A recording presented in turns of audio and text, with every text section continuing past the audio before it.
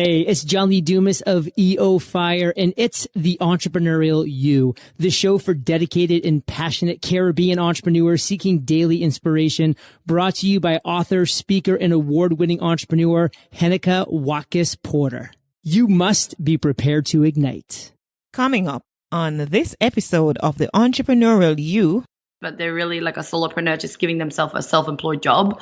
So this is where I'm coming in to really inspire them to go, okay, how do you actually expand it so you really have a freedom business and not just you think you have a business, but it's really just another job with a lot more risk. Our focus is our future, and what we focus on will multiply in our life. David De Natoris.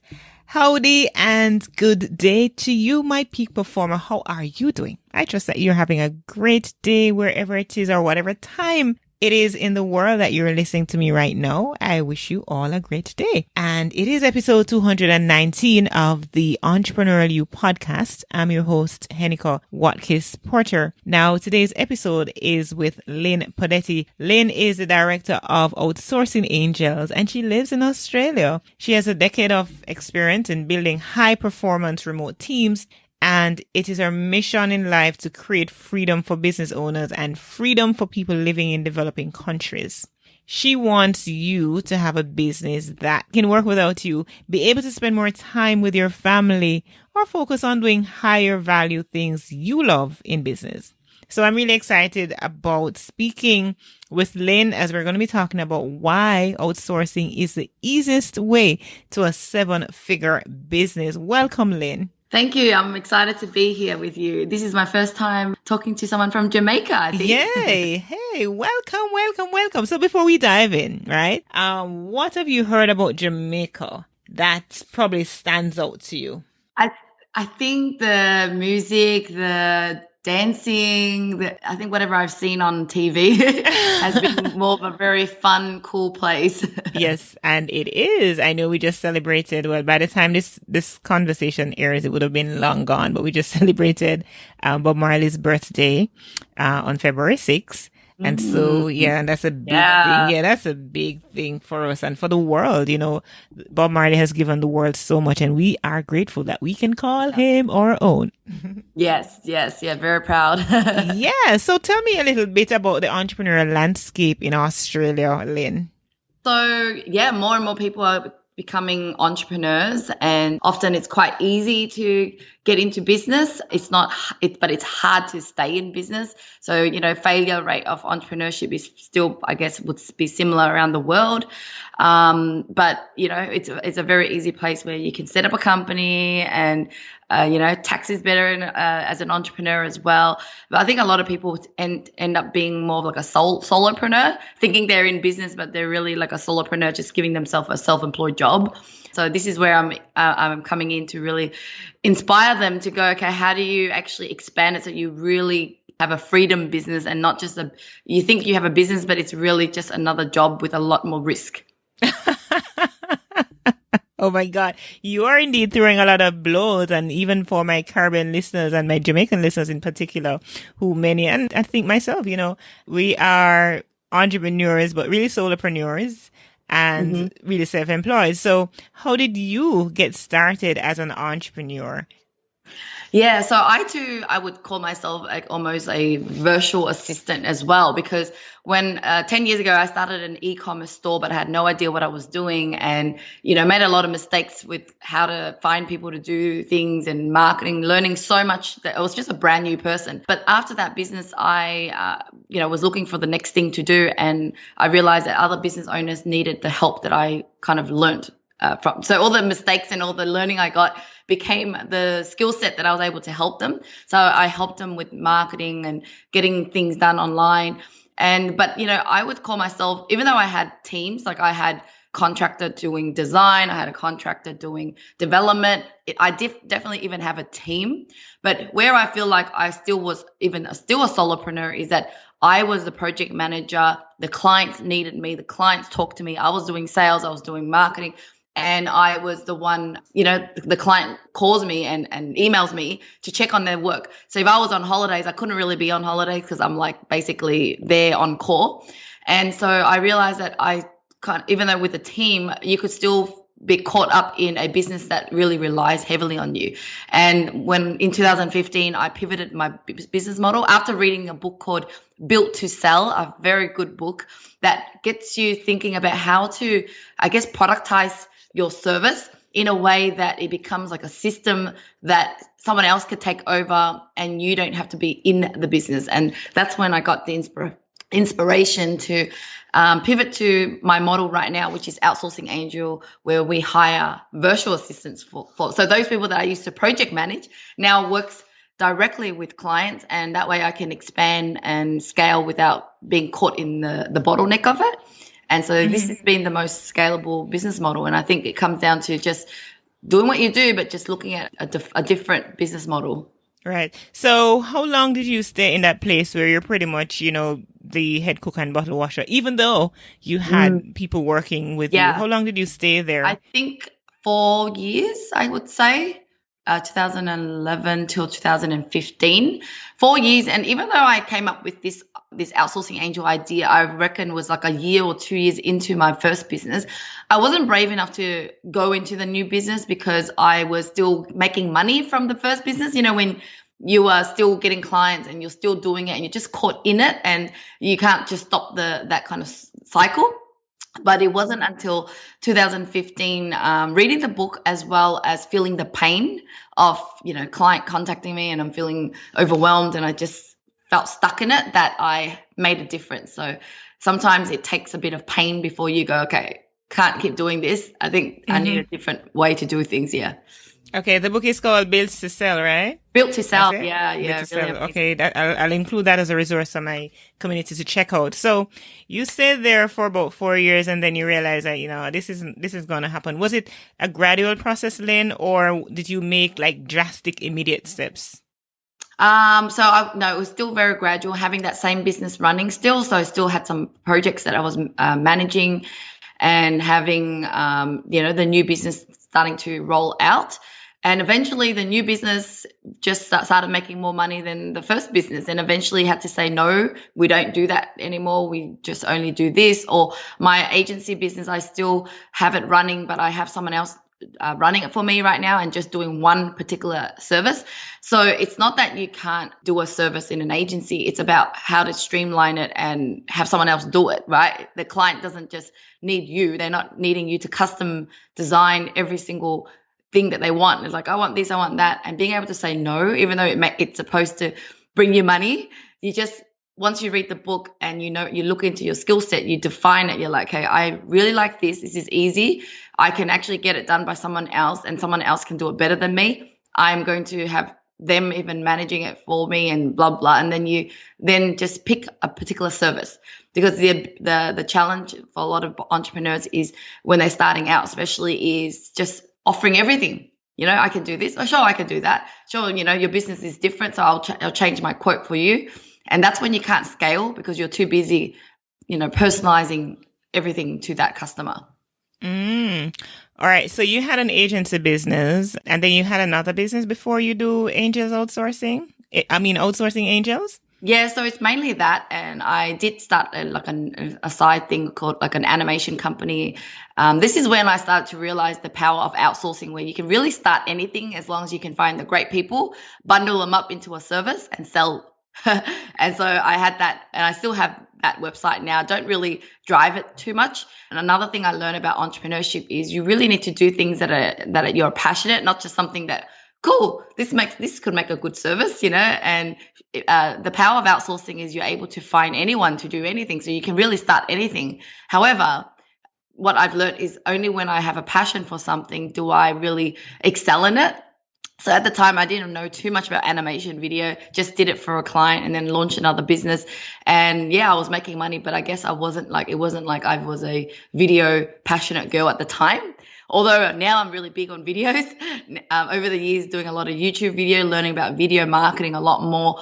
I'm, more passionate about the topic of video marketing. And so just last year, we launched a new company called Dawn Media Production, which does, video snippets to help business owners build their brand.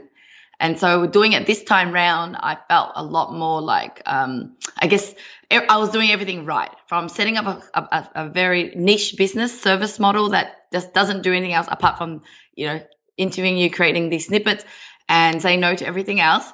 And then also my passion, like I actually love doing podcasts, YouTube and all that video for the last, almost 9 years in the making now, that I was really interested in, and knowing that business owners can really benefit from this. So coming from that mindset, it's a different kind of, motivation and inspiration. And I know this business will do a lot more better than any other side business I was doing at the time. Mm-hmm. Well, I'm listening to you now, and I'm sure a lot of listeners will be thinking to myself, particularly now in this pandemic era, where there's just as many opportunities online, I mean, that you can choose from.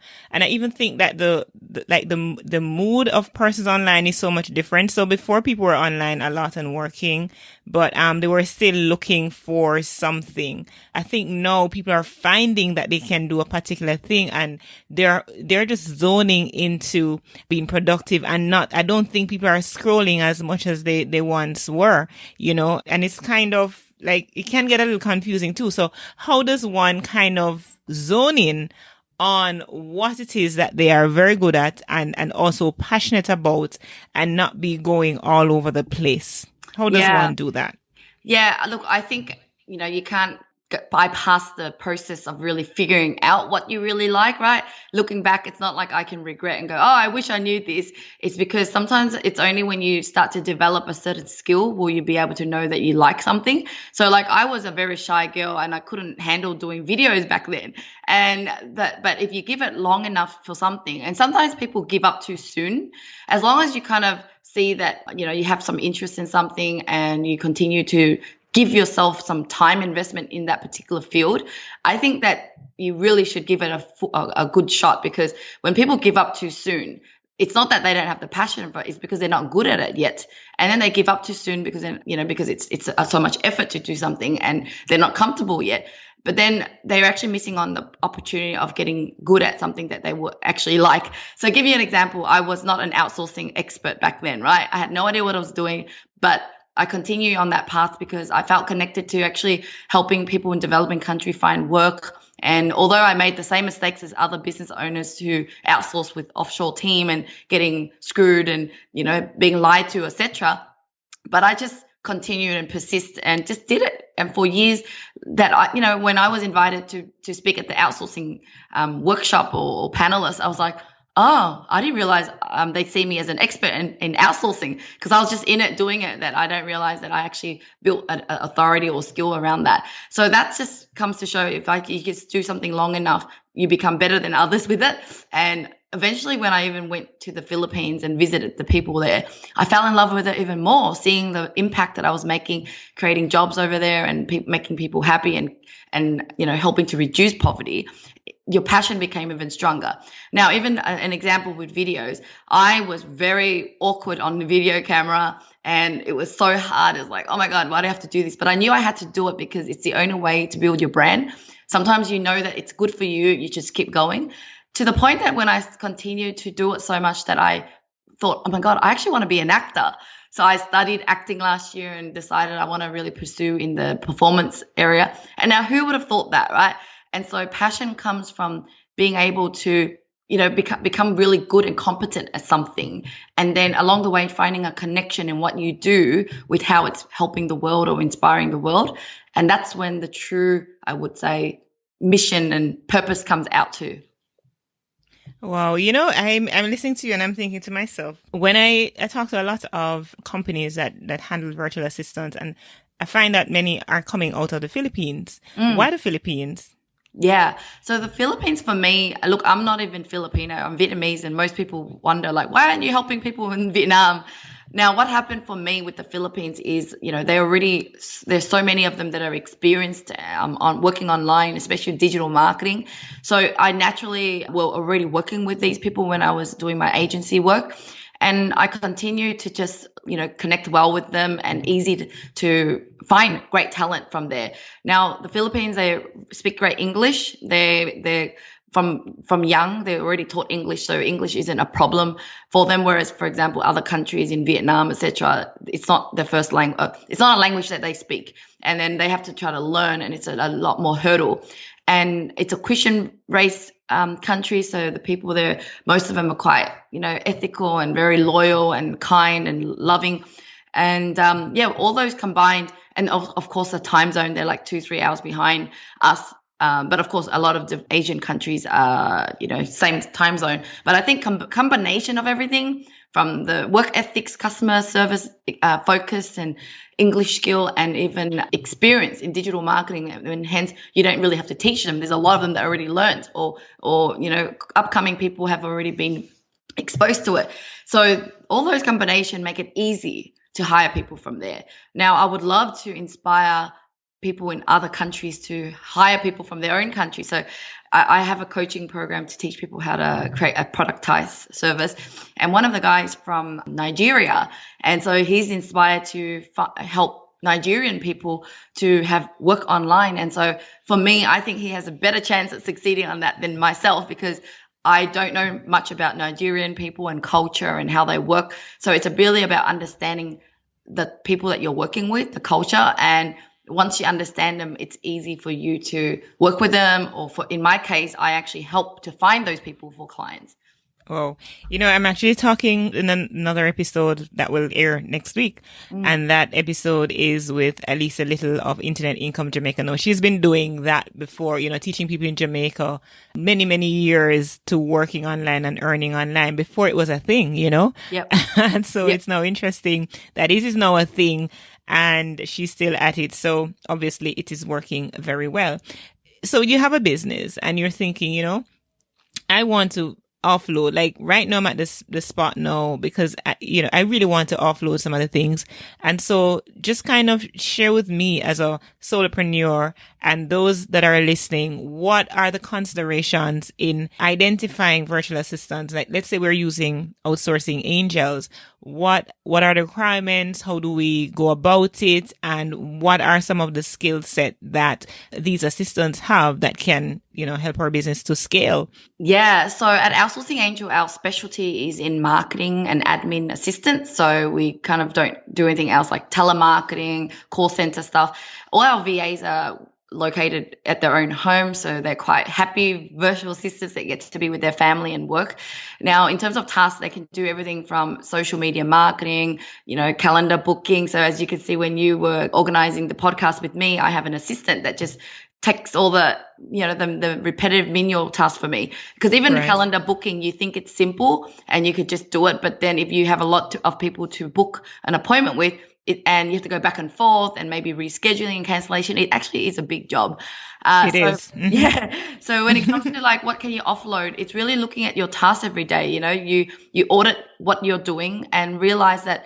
I have even an ebook or a PDF that shows 100 tasks you can get a VA to do. Now, with all those inspiration of tasks, you should look into what you're doing and go, okay, well, these are the things I'm doing, but does that actually add value to my bottom line? Or more like, is that my genius zone? Is it better if I do it or the VA? So let's just say, talking to coaching clients or actually, networking or going out and about trying to find clients is something you probably can't outsource right now, right? Because, it's you are the brand. And so you should spend more time doing that. And in order to get more time to do that, where are you going to find those time? And that means freeing up, let's just say if you want to have extra 4 or 5 hours a day, all right, then what are those 4 or 5 hours that you're spending in your business that you could have someone else to do? And so if you're new to outsourcing, sure, most people would probably start with project-based, getting some tasks done. But then for us at Outsourcing Angel, we're more about how to find people that are going to work long-term with you, because the beauty and the reward is in having like dedicated, almost your own staff that grows with you, right? Because one of my assistants who's been with me for like 7-8 years now, she started off as a content writer, but I trained her to become the next recruitment manager and then my accounts manager. And now she's like almost my right-hand woman that knows everything. Now, you can't get that if you're just outsourcing task-based and, waiting around for that person to get back to you. And then they're working on other clients. And then, they might be too busy for you. So then one day you can't work with them anymore. You got to find someone else. Whereas if you want the true freedom, it's someone that really understands you, work with you so long enough that they know how your brain works, can think for you, and, can almost answer on your behalf to clients and really adapt to your growth.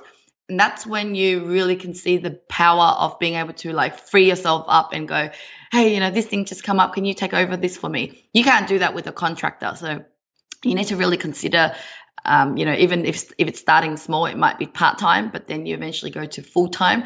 And as you and the other thing with outsourcing or offloading things is you have to constantly audit. It's not about offloading some things and then stop. It's about, offloading, making sure you spend more time doing the right things that are going to make money. And as you make more money, you're like, okay, well, I need to do more of this. What else am I doing that I can train my VA who knows me so well already? They can actually take on the next level of task and then maybe getting an assistant for that assistant. So that's where you continue to grow and scale. Interesting. So you believe, Lynn, that outsourcing is the easiest way to a 7-figure business. Why is that? Yes. So it allows you to really expand and increase your capacity, right? So with outsourcing, you can really hire as many people from anywhere. You can add product lines. You can add different services.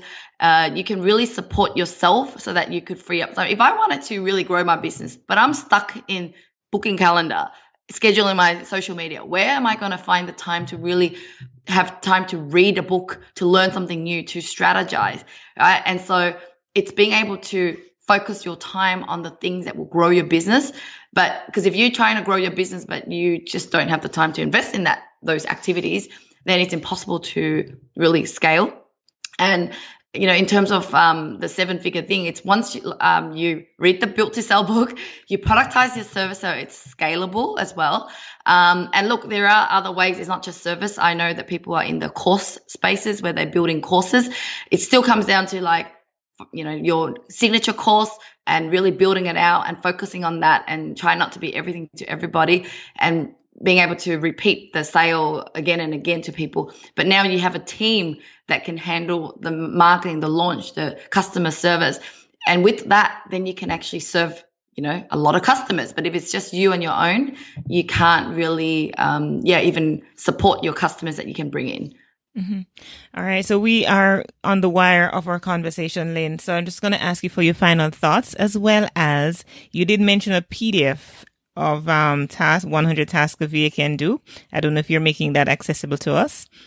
Yes. So outsourcingangel.com is our website. If you go on there, you can find a lot of different resources there as well. Apart from the 100 tasks ebook, we have how to outsource to email management to a VA or Instagram to a VA. So do check out our website for a lot of free resources. All right. So what's your final thoughts on the topic? Why outsourcing is the easiest way to a 7-figure business?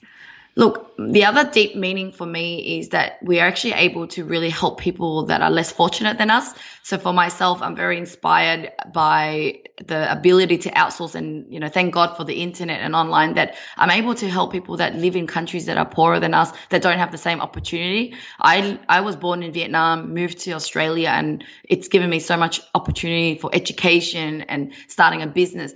But now I'm able to give back. Now able to, teach and inspire people through my YouTube channel, but then creating jobs for people in developing countries and then, sharing my knowledge now so that more people can outsource. Because if you outsource and you hire people from developing countries or poorer countries, it's not that you're exploiting them. You're actually giving them security and an opportunity to earn a living and still stay with their family. Because there are situations in the world where people have to move out of their country, leave their family at home just to make a living and sacrificing their life just for money. And I think with outsourcing, we're able to create, employment for people to be able to be with their family and have a good living. Absolutely. My country, Jamaica, is very near and dear to my heart. But I know a couple years ago, I started really zoning in on the Philippines, watching a lot of the documentaries. And I did say to myself, I need to be able to to give some assistance to that country, because I recognize, some of the things that were happening, and I'm thinking, how can I help? So perhaps just getting a VA from there, is one of the ways as well. Yeah, exactly. Yes. It's almost like sponsoring a family. Yeah, exactly. Yeah, they're bringing ROI for you as well. So I think it's the best investment. Yeah, in Absolutely. people and your business. Absolutely. So you share the website, but how about your social media? You want to provide that with us? Yeah. So if you search my name, linpodetti.com, you'll find my website with all my social media channels on there. I'm on Instagram, YouTube, and LinkedIn, everything. And you can see my various businesses on there as well. So do connect with me. I'm approachable and friendly. So let me know if I can help with anything. Yes, and she really is. Thank you, Linh Podetti. Thank you. You have been an amazing guest. I appreciate you coming on here to spend time with me. Yeah, thank you so much for this opportunity. And yeah, hopefully we connect again soon. Absolutely. And thank you, my community, for tuning into this episode with Linh Podetti. Of course, I certainly look forward to connecting with you next week. In the meantime, though, you can reach out for all things podcasting, my book, which is Podcast Power, the quick start guide to launching and leveling up your brand, whether it's coaching or online course. Just go to Watkis-Porter.com and send me a WhatsApp message from my homepage. And for this week, the point of hope. Surely God is my salvation. I will trust and not be afraid. The Lord is my strength and my song. He has become my salvation. Isaiah 12 verse 2. What good? We needed to raise capital, but our experience with local financial institutions was that they were cautious and slow to act, and interest rates were far too high. We had real concerns about financing our business through outside equity investors and the possibility of interference. Could we get a fair valuation for our business? We had our own ideas about the business and its value. Should I go the traditional route of bank financing, or should I try the Jamaica Stock Exchange? So we made a call and experienced transformation of our business through conversations. I'm John Mahfood, CEO of Jamaican Teas, and we're listed on the Jamaica Stock Exchange. Give us a call today at 876-967-3271 to begin your transformation through conversation. We want to see your company listed on the Jamaica Stock Exchange.